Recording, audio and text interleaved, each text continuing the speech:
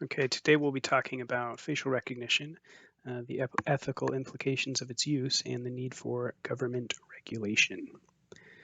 Um, so what are we going to cover? First, we're going to talk about what facial recognition is and how it works, give a little bit of history, and talk about biometric security and anonymity. Then we're going to get a little deeper, talk about the types of facial recognition and the ethical differences, because they vary quite a bit.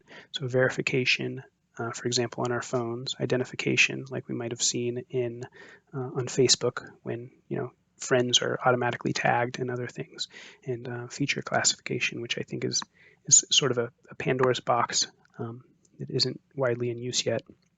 We're going to talk about use cases for each of these and why we need to be careful. We're going to move on to the current state of usage, laws, and ethics of facial recognition. So that's worldwide, local and state level, and in the US in general. And then also the difference between big tech and startups, and why the differences in usage there exist. Finally, we'll talk about what we can do personally and some ethical principles that we should use to inform the conversation. Okay, so what is it? Facial recognition is the process of taking an image, recognizing that there's a face, which is these days is convolutional neural networks are used. This is a type of deep neural net. After a face is found, it's that face is broken down into features and then normalized into the simplest eigenspace possible, or in this case, eigenface. And once we have that eigenface, we can store it in a repository and use it potentially, compare it to future faces, future eigenfaces. So facial recognition is already an integral part of a lot of our lives. I use it, for example, my Apple iPhone to open my phone, to open banking institutions. Again, we've seen it on Facebook. But it's also being used in a lot of ways that we may not be aware of. So we're going to talk some about that. Before we talk about that, though, a very brief history. Feel free to pause the video if you want, but I'll just give a quick summary. So the use of computers and facial recognition began in 1964. 4 decades following, it improved quite a bit, through improvements in camera technology and applications of linear algebra. And then more recently, in the last 10 or 20 years, we've seen major increases in accuracy because of convolutional neural nets, deep and convolutional neural nets. And that's made it very useful to companies and to government. A few use cases, we already mentioned Facebook, Apple iPhone. It's being used in airports. Private companies are using it to track people who have stolen from their stores and things like that, which was all very interesting. One mention that I think is most notable, because it highlights what's possible, is a company called Clearview AI. In 2017, they began scraping the internet for every image of a face that they could find. So this is from Facebook and Twitter and Venmo and YouTube. And by the end of last year, they had accumulated 10 billion images and have since implemented a facial recognition algorithm. And that's actually currently being used by law enforcement agencies to match criminals on security footage with, or supposed criminals on security footage with this repository of faces that was scraped from the internet. We'll talk more about this later, but some 2,400 agencies are using it. It's searched hundreds of thousands of times, and it's very likely that most of us are in that system. And so it's something just that we should be cognizant of. Fortunately, Clearview AI is no longer offering their services to private industries, and that's largely due to some very early laws coming out of state and local governments here, which is good. So let's talk about why this matters so much. for example, why Clearview AI's ability to do this is important for our privacy. The idea of uniquely identifying people, like is being done with our faces now, isn't new, of course. When we're born, we're assigned social security numbers, and we all know how important those are to keep private so that our identities aren't stolen. But there are a lot of other unique identifiers that we use in biometrics. For example, our fingerprints, our signatures, our DNA. But importantly, there's no publicly available database of these things that connect these biometrics back to us. And so it's very difficult to get for people to get their hands on that data that we don't want them to have. And we can be reasonably confident that strangers can't get access to them. So what's so special about your face is we happen to wear them on our faces, and so that makes them very easy to get. And a publicly available database of them is available, and that's the internet as a whole. And so not only are our faces plastered all over the internet, but those faces are connected to a great deal of other information about our lives, and this can all be connected together using our face. And so if I'm walking down the street, I feel reasonably confident that strangers won't know who I am. But this idea of anonymity begins to break down once facial recognition becomes part of a picture. And for the record, our faces are fair game. If you're in public, you do not have a reasonable right to privacy of your face because it's displayed out there. And so imagine a world where a person can snap a picture of you legally on the street and instantly know where you live and work, your phone number, and just about anything else about you. And that's actually the world we live in right now, and there's almost no laws that exist to regulate it. Part of the reason this is possible is because of web scraping.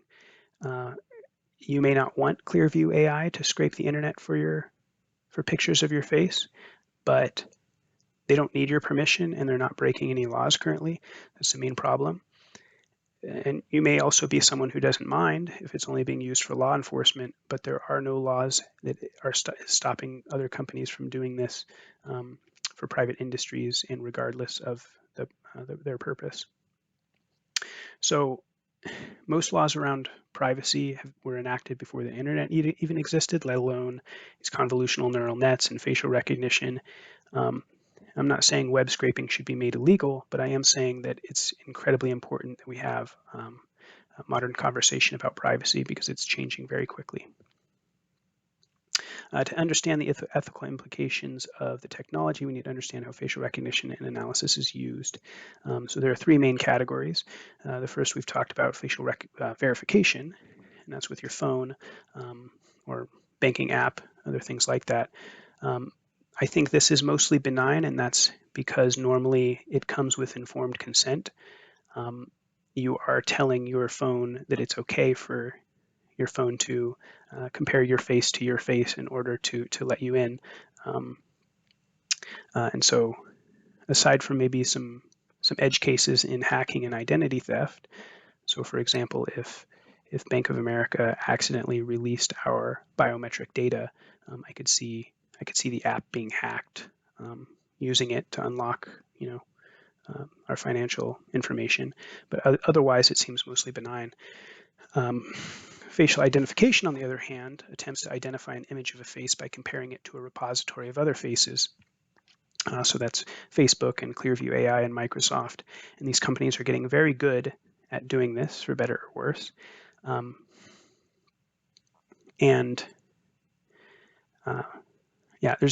There's really just major potential for use and misuse. And as an example of a positive use case, in 2018,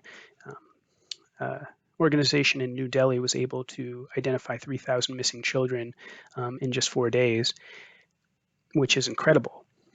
On the other side of things,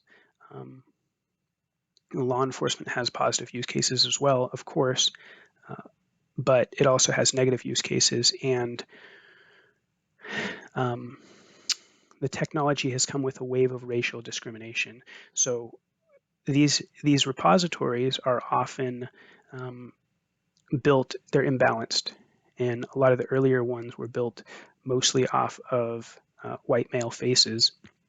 And that means that when it comes to false positives, depending on race, it can be 10 to 100 times more likely of occurring.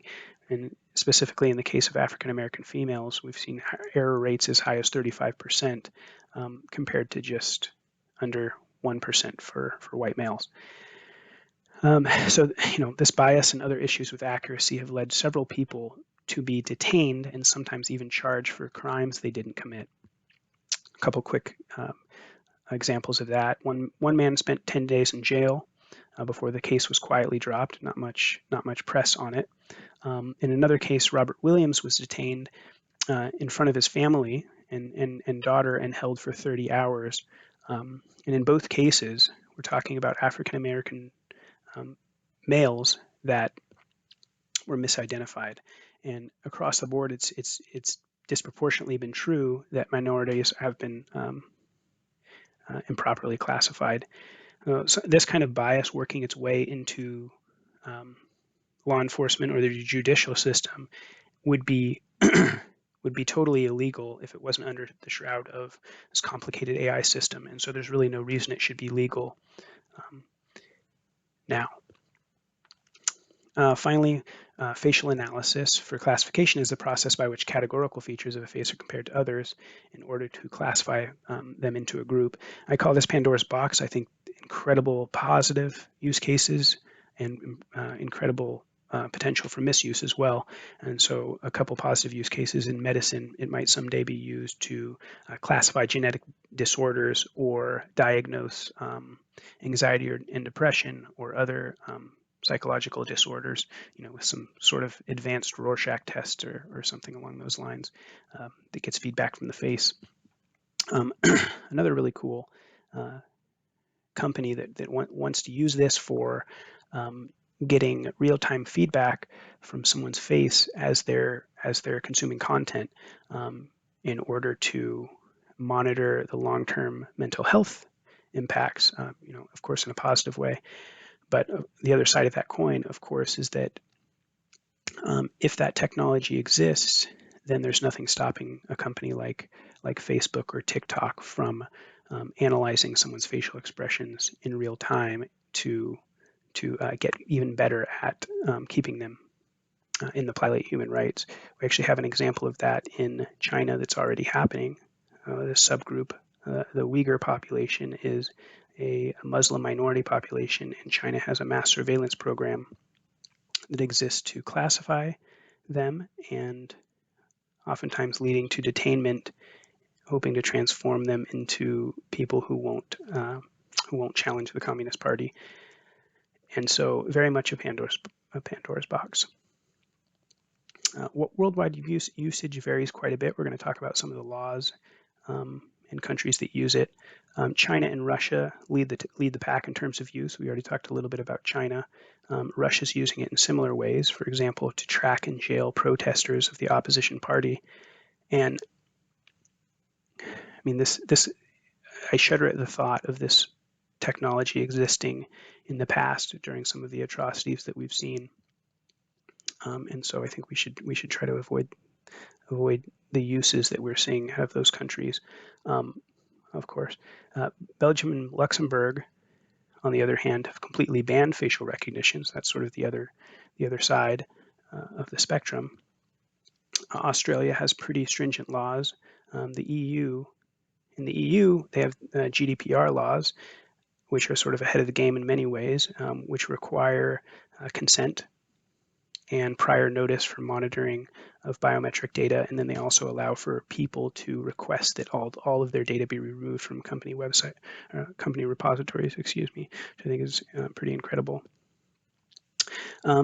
Virtually no laws exist in the US, at least at the federal level. But fortunately, we do have a few state and local governments that are kind of leading the charge. In Illinois, for example, we have something similar to GDPR in terms of requiring private companies to obtain written consent before storing facial images. And Illinois actually recently filed a lawsuit. Given this law, they filed a lawsuit against Clearview AI and Facebook, and reached a settlement with Facebook for $550 million, which was enough to help Facebook sort of back off the technology, which is pretty incredible. A couple of cities also have been implementing laws. Baltimore and Portland are notable examples. In Portland, pretty tough on it, have more or less banned it. Any private use of facial recognition in a public space, and law enforcement agencies aren't able to use it for identification like they are in other places. And I just want to touch on these biases, of which would be completely illegal if they weren't, again, under the shroud of this complicated system. And so I see no reason why the system should be allowed if it's bringing along what would otherwise be illegal biases. Lastly, big tech. One positive thing about big tech companies being so big is that they have a lot at stake. There's a lot of risk involved with using the technology. They don't want to be sued into the ground. They don't need the technology in order to survive, but that risk doesn't exist for smaller startups. Startups have very little risk. You open up a small LLC and begin using it. The downside's very low. The upside is an incredible amount of money on the table. And so we're seeing a lot of small companies popping up. They don't ask for our consent. They're not open about how these things are being used. And as far as how the laws are designed right now, they don't need to be. Okay, so the tech behind facial recognition is here to stay. What can we do, before these laws are created to help protect ourselves? One is a lot of us are the future data scientists of the world who will be using this technology, and so I think keeping ethics in mind, especially regarding vulnerable populations, is extremely important. But even if we don't use it professionally, I think we can inform ourselves and each other, take note of what apps are holding this biometric data, and try to hold them accountable in the public sphere. We also, if possible, should probably pause the use of identification, scanning, and facial analysis until some federal laws get put into place and we can have these open debates. Lastly, when the laws are created, they should be informed through the following ethical principles. We've touched on a couple of these already. Equality is of course important. We've seen how biases can enter these systems through imbalanced data sets and by other means, and that's an important thing to keep in mind. Accountability. So when human rights violations do take place, we need to know who should be held accountable and for what exactly. Unfortunately, we have no idea who is even using the technology and for what purposes, and that's why transparency is important. Citizens should have the right to know when their biometric data is used and is accessed and stored, or when we're searched in these law enforcement systems, for example. Next, explicability. We need practical descriptions and communication about how the tech works. We need easy to understand consent forms. Judicial and technical oversight. We need a way of vetting usage and auditing to prevent misuse. So any companies who are using this, we should be able to audit them the same way that the IRS might. Finally, dignity and autonomy. Individuals should be informed. Institutions should require consent, as mentioned. We shouldn't be classifying by race, religion, gender, or age. We should, as in the EU, we should have the right to access and delete our data. And our data shouldn't be traded or shared. So eventually we need a way to apply these principles internationally, but I think we need to start in the US. Anyway, I'll close with this. Facial recognition isn't going anywhere, and it's an incredibly powerful tool that we've only begun to make use of. As a future data scientists and users of this technology, I think it's up to us to make sure we use it in a fair and responsible way and to protect the most vulnerable populations, as it is with all tech. Here are my references. Hopefully that was informative and interesting, and please reach out if you have any questions.